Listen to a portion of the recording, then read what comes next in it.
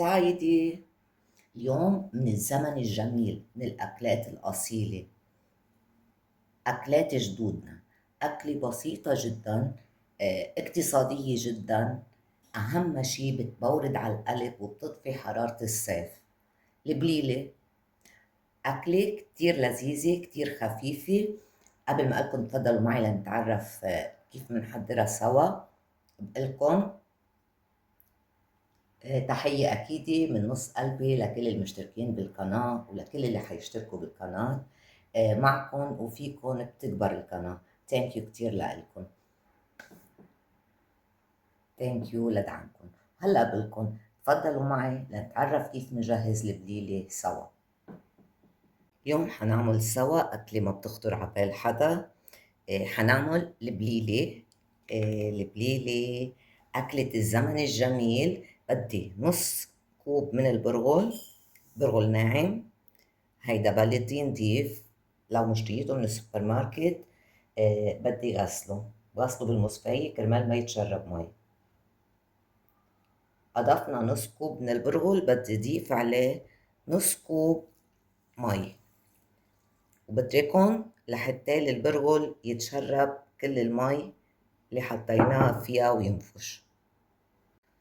هلا البرغل امتص كل المي عندي، يعني نفش، لكن حبة البرغل ما تفتحت، بعد بدها شوي سائل، بس ما حنحط مي.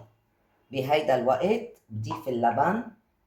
انا حاستعمل اللي عيرت فيه البرغل الناعم كرمال نعرف كمية اللبن للأشخاص اللي ما بيعرفوا هيدي الأكلة. هلأ حطيت 3، يعني كوب ونص. بحركن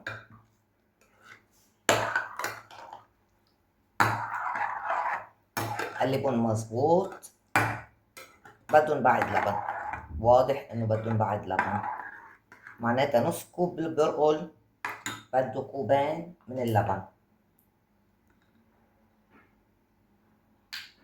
ومنضيف رشة ملح، أكيد الملح حسب الذوق،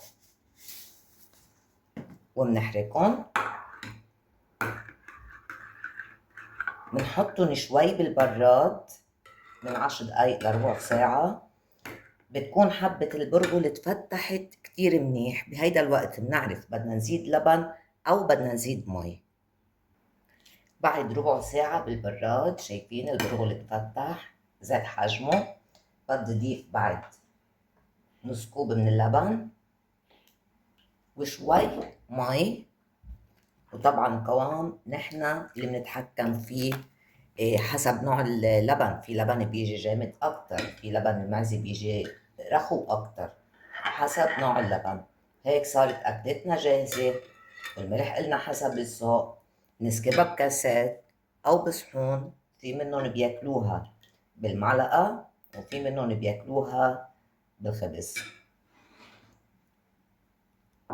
ونحن بنسميها بليلة، أو بمنطقتنا بسموها بليلة. انتو عندكم شو بسموها؟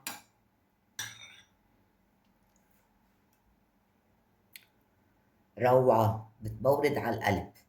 هلا قبل ما أقولكم باي باي، لا تنسوا الاشتراك بالقناة ليوصلكم كل جديد. وهلا بقولكم باي باي.